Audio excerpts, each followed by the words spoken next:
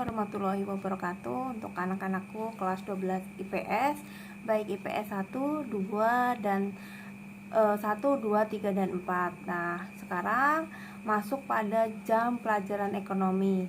Nah, untuk tahun ini kalian belajar bersama Ibu ya.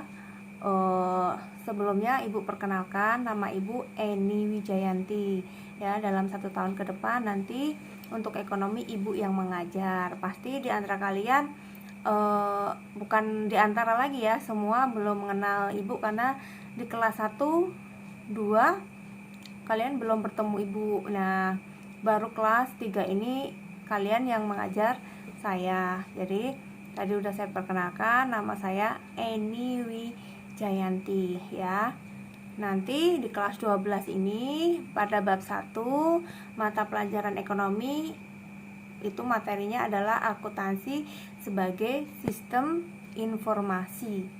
Nah, nanti kita mempelajari mengenai akuntansi ya. Mungkin kalian masih awam ya mengenai akuntansi karena waktu kelas 1, kelas 2 kalian belum ada materi mengenai akuntansi. Nah, nanti kelas 12 ini kalian akan belajar mengenai akuntansi terus. Yang semester 1 akuntansi untuk perusahaan jasa, dan untuk semester 2 akuntansi untuk perusahaan dagang. Nah, sebelum kita masuk ke yang lebih jauh, kita pelajari terlebih dahulu mengenai akuntansi sebagai sistem informasi. Nah, di bab 1 ini nanti kita akan mempelajari yang pertama sejarah akuntansi ya. Sejarah akuntansi itu adanya sejak kapan sih? Mungkin kalian pasti berpikir seperti itu. Nah, akuntansi itu sebenarnya sudah ada sejak lama ya. Sejak manusia itu mengenal hitungan dan menggunakan catatan. Nah, tapi berdasarkan sumber yang ada, akuntansi itu ada sejak sekitar 3600 sebelum Masehi. Tapi berkembangnya itu setelah muncul atau terbitnya buku Summa de Arithmetica Geometrica Proportioni et Proportionalita ya. Itu sedikit sejarah mengenai akuntansi. Selanjutnya mengenai pengertian akuntansi sendiri. Kan kalian pasti belum mengenal akuntansi itu apa karena kelas 1, kelas 2 kalian belum ada materi mengenai akuntansi. Nah, akuntansi sendiri menurut American Accounting Association yaitu proses pengidentifikasian, mengukur, dan melaporkan informasi ekonomi untuk memungkinkan adanya penilaian dan keputusan yang jelas dan tegas bagi mereka yang menggunakan informasi tersebut. Nah, dari pengertian tersebut bisa kita tarik kesimpulan tujuan dari akuntansi. Nah, tujuan akuntansi itu ada untuk apa? Untuk memberikan informasi atau memberikan gambaran kondisi sebuah perusahaan atau lembaga ya dalam kurun waktu tertentu. Nah, seperti itu. Kemudian lanjut mengenai pemakai informasi akuntansi. Jadi pemakai informasi akuntansi itu dibedakan menjadi 2 pemakai. Yang pertama itu pihak internal dan yang kedua pihak eksternal. Nah, kalau pihak internal itu berarti pihak yang berada dalam perusahaan. Pihak eksternal berarti pihak-pihak yang terkait namun pihak yang di luar perusahaan ya. Pihak internal itu seperti pihak pemilik perusahaan, pimpinan perusahaan, kepala bagian akuntansi, kepala bagian keuangan. Nah, pihak-pihak ini memakai informasi akuntansi untuk apa?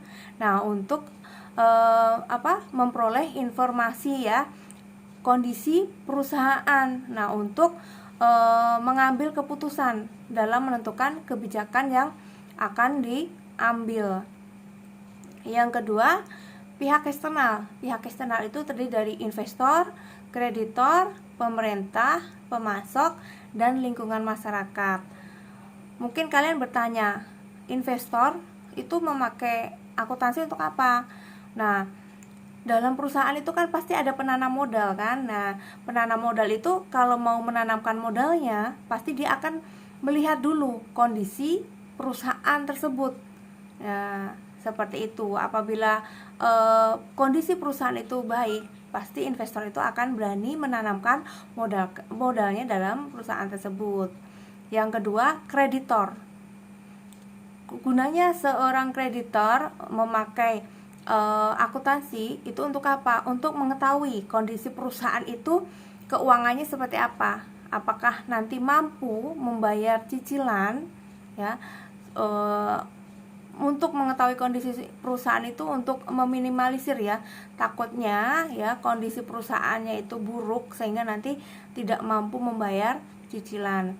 Yang ketiga, pemerintah itu memakai informasi akuntansi untuk menentukan besaran pajak yang akan ditarik pada perusahaan. Yang keempat, pemasok ya. Pemasok itu memakai informasi akuntansi untuk apa? Untuk mengetahui kondisi perusahaan itu nanti mampu membayar barang yang diminta oleh perusahaan tersebut atau tidak. Yang keempat, lingkungan masyarakat. Lingkungan masyarakat untuk apa informasi akuntansi? Nah, di lingkungan masyarakat gunanya informasi akuntansi untuk mengetahui apakah nanti perusahaan itu bisa membantu masyarakat yang ada di sekitar lingkungan perusahaan tersebut. Nah, demikian ya diantaranya materi yang saya sampaikan pada pertemuan hari ini. Nah, untuk mengetahui kalian itu paham atau tidak, silahkan kalian kerjakan latihan berikut ini. Nah, latihan mengenai materi yang telah saya sampaikan tadi. Silahkan kalian dikerjakan, nanti kumpulkan ke GC. Hari ini tidak boleh dan tidak boleh terlambat. Materinya hari ini singkat saja karena baru pertama kali setelah kalian libur panjang. Takut nanti kaget ya. Demikian dari saya, cukup sekian. Wassalamualaikum warahmatullahi wabarakatuh.